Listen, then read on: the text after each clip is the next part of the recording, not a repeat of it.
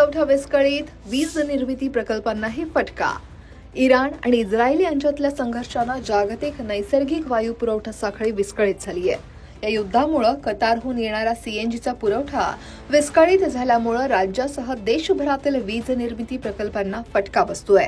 महानिर्मिती कंपनीच्या उरण या प्रकल्पातील वीज निर्मिती निम्म्यावर आली आहे आणि सीएनजी पुरवठा सुरळीत होण्यासाठी काही महिने लागण्याची शक्यता आहे. मात्र राज्यातील महावितरणच्या वीज ग्राहकांसाठी पुरेशी वीज उपलब्ध असल्यानं चिंतेचं कोणतंही कारण नाही, असं उच्च पदस्थ अधिकाऱ्यांनी सांगितलंय. आखाती युद्धामध्ये अमेरिका आणि इस्रायलकडून इराणवर क्षेपणास्त्र हल्ले सुरू आहेत. इराणकडूनही प्रत्युत्तर म्हणून शेजारच्या देशांच्या तेल आणि नैसर्गिक वायू साठ्यांच्या केंद्रांवर हल्ले करण्यात आले आहेत. कतारच्या पार्स आणि लफानवर हल्ले झाल्यानं तिथून भारताला होणाऱ्या सीएनजी पुरवठ्यात व्यत्यय निर्माण होतोय. खरं तर देशाला 40% अधिक सीएनजी पुरवठा हा कतार आणि उर्वरित गॅस पुरवठा अमेरिका, UAE आणि अन्य देशांकडून होतो. कतारहून गॅस पुरवठा आता होत नसल्यानं राज्यातला उरण इथल्या गॅस आधारित वीज निर्मिती केंद्राला पुरेसा गॅस उपलब्ध होत नाहीये आणि यामुळे या केंद्राच्या वीज निर्मिती क्षमतेवर विपरीत परिणाम झालाय. महाराष्ट्रातील रायगड जिल्ह्यात असलेला उरणचा वायू विद्युत निर्मिती प्रकल्प हा राज्यातील एक महत्त्वाचा सरकारी उपक्रम आहे. या प्रकल्पातून 672 मेगावॅट वीज निर्मिती करण्याची क्षमता आहे. पण चिंताजनक बाब म्हणजे जानेवारी 2025 मधल्या काही अहवालानुसार या प्रकल्पातील काही युनिट्स म्हणजे 2 बॉयलर आणि 1 स्टीम टर्बाईन हे दुर्लक्षामुळे नादुरुस्त आहेत आणि त्यामुळे सध्या वीज निर्मिती कमी होतीये. यामुळे बाहेरील गॅस पुरवठ्यात अडथळ्यांसोबतच या प्रकल्पाच्या अंतर्गत समस्याही राज्यासाठी डोकेदुखी ठरत आहेत. सीएनजी उपलब्ध नसल्यानं एनटीपीसीच्या गुजरातमधील गंधार आणि कावस इथल्या प्रकल्पांमधलीही वीज निर्मिती थंडावली आहे.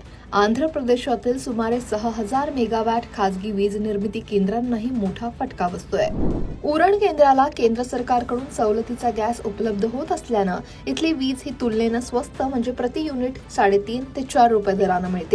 बाजारभावाने सीएनजी खरेदी केल्यास प्रकल्पातून मिळणारी वीज प्रति युनिट 12 रुपयांपर्यंत उपलब्ध होते, जी अतिशय महागडी आहे आणि त्यामुळेच वितरण कंपन्या ती वीज खरेदी करण्यास तयार नसतात. केंद्र सरकारकडून सवलतीच्या दरात सीएनजी उपलब्ध झाला तरच वीज निर्मिती परवडते आणि त्यामुळे सध्या वीज प्रकल्पासाठी बाजारभावानं सीएनजी खरेदी करण्याची कोणाचीही तयारी नाही. केंद्र सरकारनं घरगुती ग्राहक आणि खतं तयार करण्यासाठी गॅस पुरवठ्याला प्राधान्य दिलंय. त्यानंतर वीज प्रकल्पांसाठी सवलतीचा गॅस उपलब्ध होतोय. दुसरीकडे महाराष्ट्राचे अन्न आणि नागरी पुरवठा मंत्री छगन भुजबळ यांनी 28 मार्चला एक महत्त्वाचं आवाहन केलं. वाढत्या जागतिक इंधन तुटवड्याच्या पार्श्वभूमीवर त्यांनी जिथं पाईप गॅस म्हणजेच पीएनजी उपलब्ध आहे तिथल्या नागरिकांना तातडीनं पीएनजी जोडणी करून घेण्याचं आवाहन केलंय. पुढच्या 3 महिन्यात घरगुती LPG सिलेंडरचा पुरवठा मर्यादित होण्याची शक्यता त्यांनी व्यक्त केली आहे आणि तसंच गरज पडल्यास केरोसिनचा साठा उपलब्ध असल्याचंही भुजबळ म्हणाले. त्यामुळे सध्या तरी महाराष्ट्रात विजेच्या मोठ्या तुटवड्याची भीती कमी आहे.